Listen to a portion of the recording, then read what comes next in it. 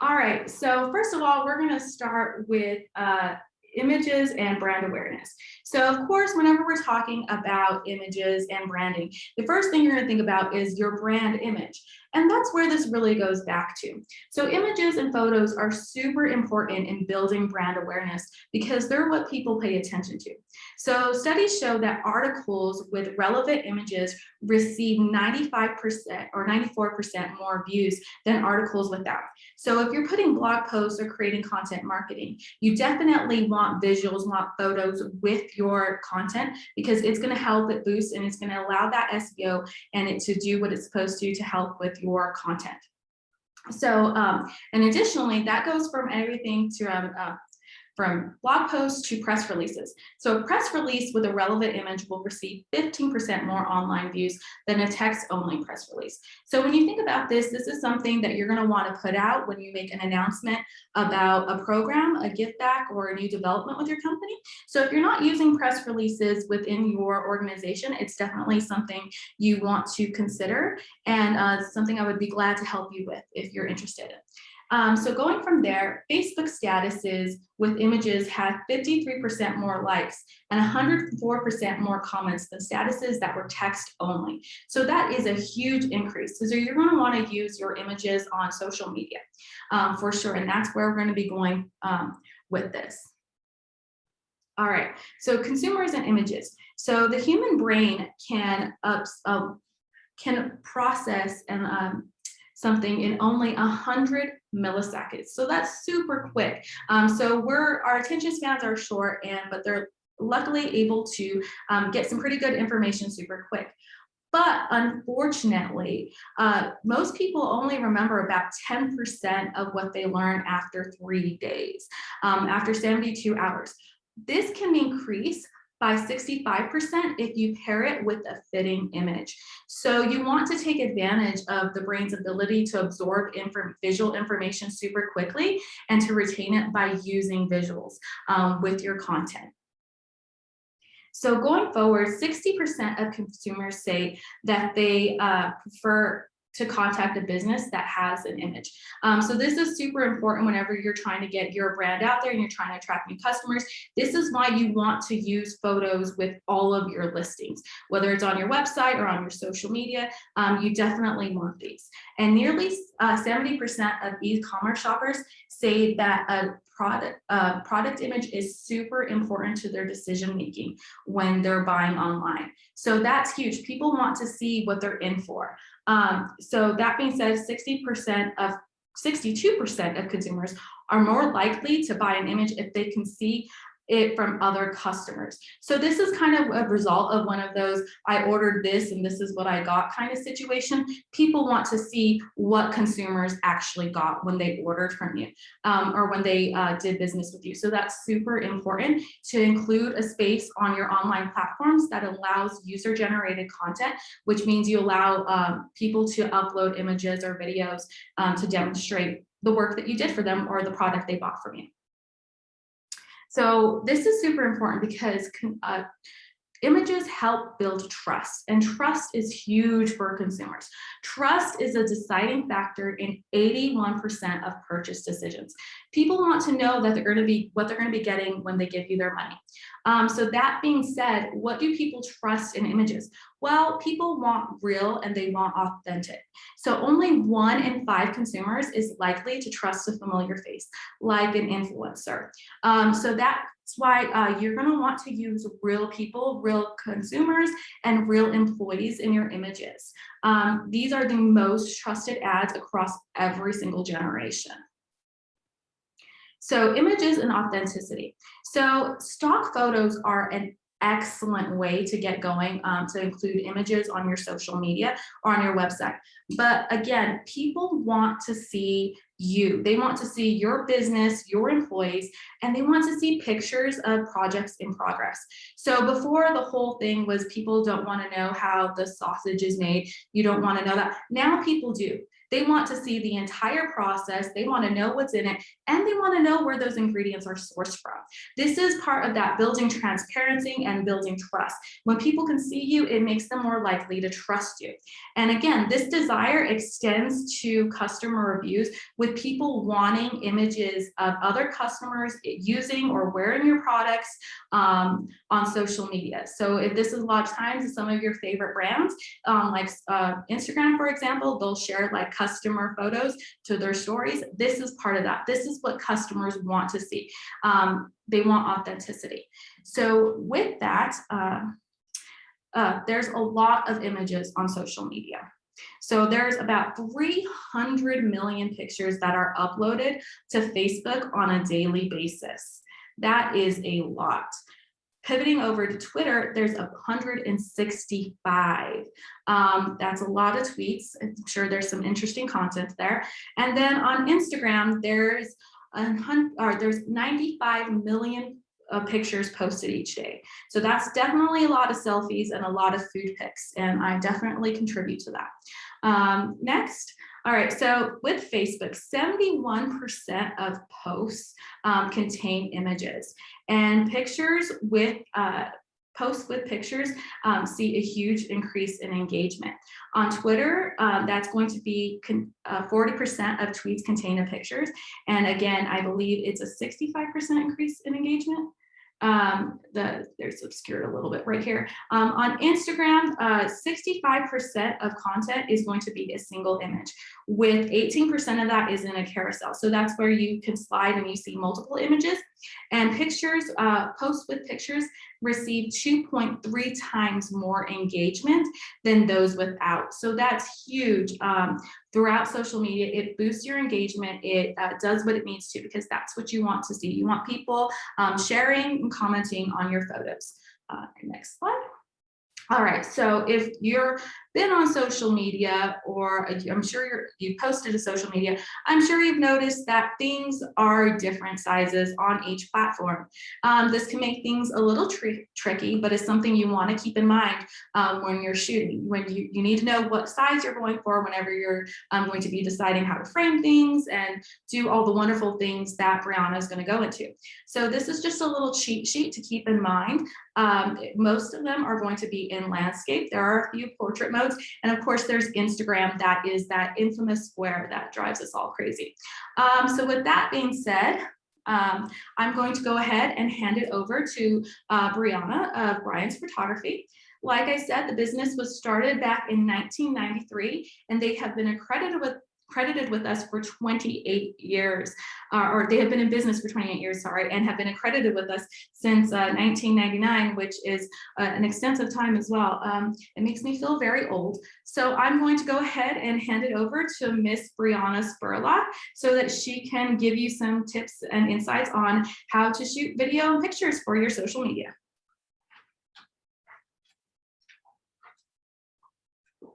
All right. Hello, everybody. Thank you for joining us today. So like she said, I'm going to be talking about the basics of how to get a good photo for social media. So like she said, stock photos are great, but people want to know you. They want to get to know you and be able to trust you when they're using your product, your services, or whatever you are offering to them. Some of the things that I'm going to be going over are your focus for the photo, lighting, framing, and editing. So these can be applied to both shooting pictures and videos. So we're going to start off with focus. So when you are wanting to post a photo for social media, you want to make sure that you have a clear focus. So you want to make sure that the person that you're focusing on, or the group of people that you're focusing on, are at the forefront of your photo, and then everything else is in the background. Whether that means that the person that's in front is nice and clear and then everything else is blurred out, or that you just have a clear subject. So you want to make sure that people's eyes go straight to what you are wanting to focus on, and that you don't have a distracting background, whether it be trash or you have a busy background. You want to make sure that people are going straight to your subject. And then when it comes to lighting, you want to make sure that you have good lighting as well, because that will also be able to see that person or that thing better. So you want to make sure that your subject is either all the way in the sun or all the way in the shade, so that way you have that good lighting on their face. You want to make sure that you don't have a busy background as well, like I said before. And then also for some good tricks are some good times to shoot photos are either in the morning up until about 11 o'clock, or in the evening starting from about 3:30 until dusk, because you want to make sure you have that nice even lighting on their faces. You don't have any weird or crazy lighting or crazy shadows. And also, people always think that, oh, overcast probably isn't a good time to shoot photos because you're probably going to have weird lighting, weird shadows, but overcast is actually one of the most perfect times to take photos because you have that nice even lighting on them. Next up is framing. So when it comes to framing your photo, you want to stick to the rule of thirds. So when that, basically the rule of thirds is, so say you had a photo grid. So if you have an iPhone, you can go to your settings and you can turn on that photo grid, and you're basically going to look at those 3 columns. So if you have your photo up to that subject or whatever you're trying to take a picture of, you can move your phone to have that subject either in the middle or one of the 2 side columns. So that way you can kind of give that photo depth, or you can kind of change up how you want your photo to look.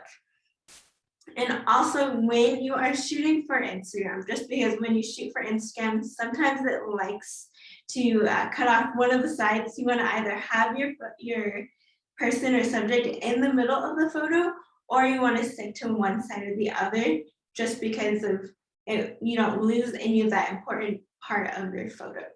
Or if you want to make sure you don't lose any part of your photo, then you can shoot in square mode when you're using your iPhone, so that way you can make sure you keep all of the photo in Instagram. And then lastly is you want to make sure that when you are taking photos, that you have your camera nice and straight, so that way when people look at the photo, they're like, oh, look at that, it's a little crooked, or it's a little going off to the side. They'll be able to see the full photo with a nice clean and sharp angle to it. And then last up is editing. So when it comes to editing, you want to make sure that you have a good brightness, contrast, and saturation.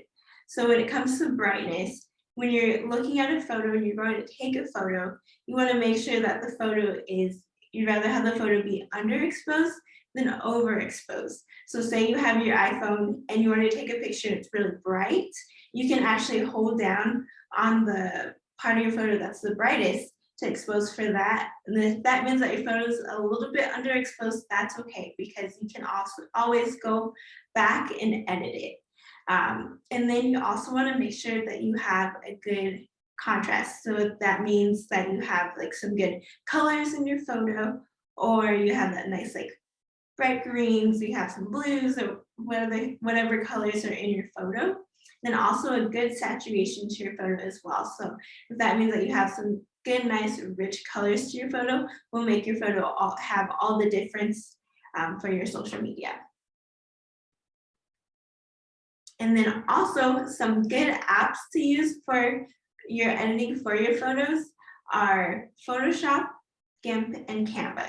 So I'll start out with Photoshop. Photoshop is a great way to really get into the nitty-gritty of editing your photo. It does cost some each month. So if you're not wanting to have that additional charge for Photoshop, then there is GIMP, which has a lesser charge to it, which you can't get into as much as the nitty-gritty, but you can still get into the nice editing parts of the photo. And then last is Canva. So Canva is an absolutely free app that you can use to edit your photos to help with the brightness, help with the saturation, without having to worry about any cost to it. Because I always say that filters are good for photos, but you never want to add a huge filter to where it makes the photo look completely different, because you want people to be able to see you for you and not come to see you in person and you look completely different. So I always say you want to add a little bit to the photo to make that picture really stand out, but you don't want it to make completely different because you can go overboard with the filters sometimes. And with that, does anyone have any questions?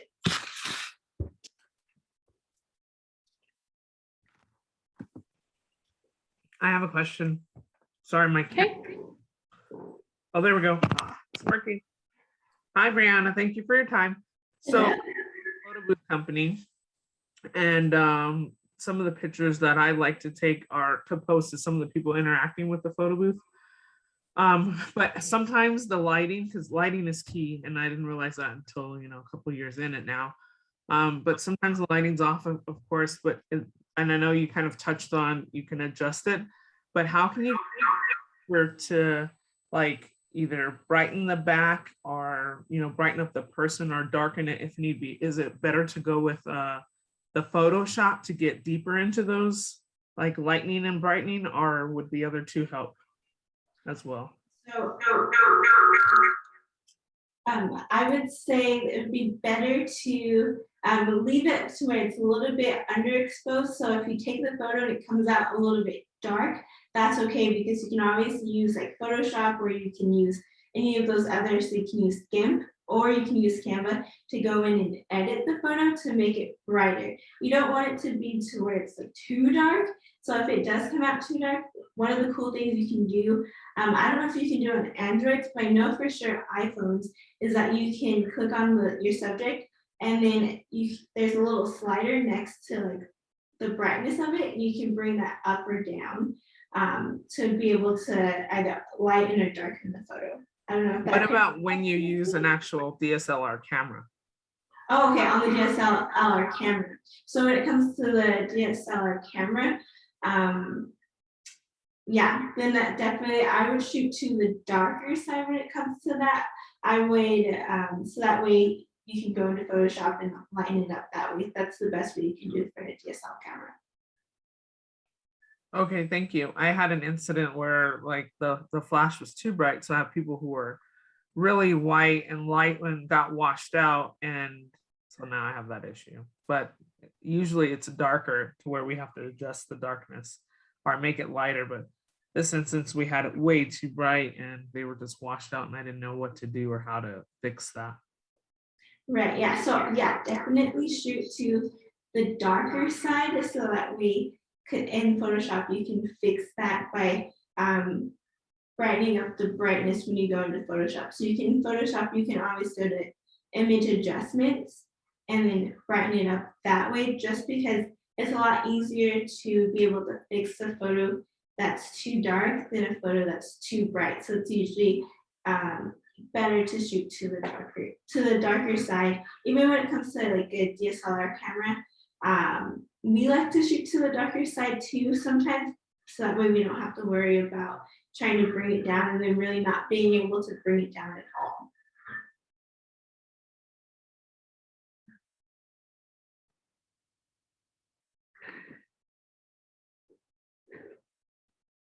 What approaches do you have for working with people and getting authentic images? So I would say, so like if you're in the middle of like working on a project, or if you are in the middle of like working with someone, I would just say stick to getting those like candid photos. I know sometimes it's hard to get like a candid pose photo, but sometimes a candid pose photo means like if two people are interacting and having them not look at the camera, you can still get that candid photo. So say if you still want to have it look more authentic, you can always make sure you're like, okay, let's go over here by the window, but still have you guys do that interaction. So that way you're still making it look authentic and not posed, but yet it's also candid, just because they're not directly looking at you. Does that kind of help?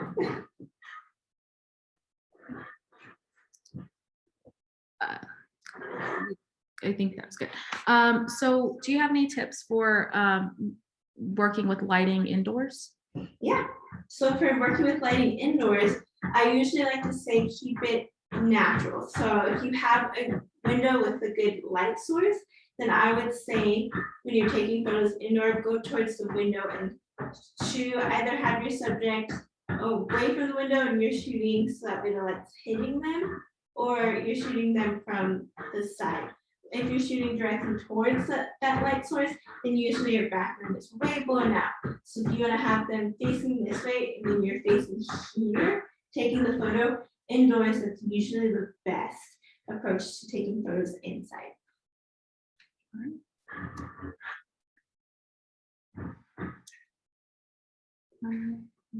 Do you have any tips for product photography?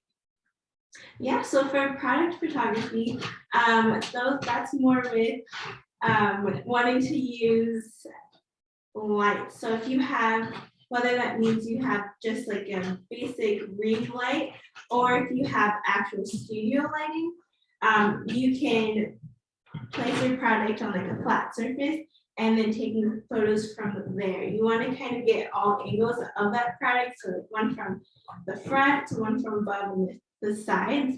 If you don't have actual studio lighting, then yeah, I would say shoot by a window so you can get that nice, good brightness to that photo as well.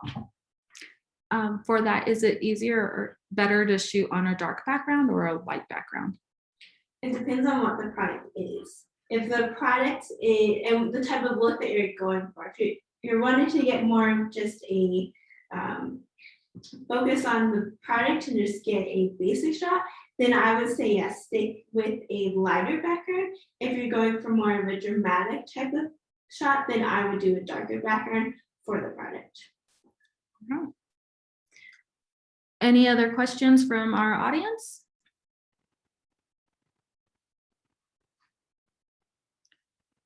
All right. Well, thank you so much for sticking with us through our technical difficulties. We hope we got to shake up your Thursday morning a little bit and offer you some great tips. Thank you, Brianna, for joining us and letting me join you here in your studio. Thank you, everyone, for taking the time out to watch our presentation this morning. I hope you have a wonderful day, and we're going to go ahead and end this now. Bye, guys.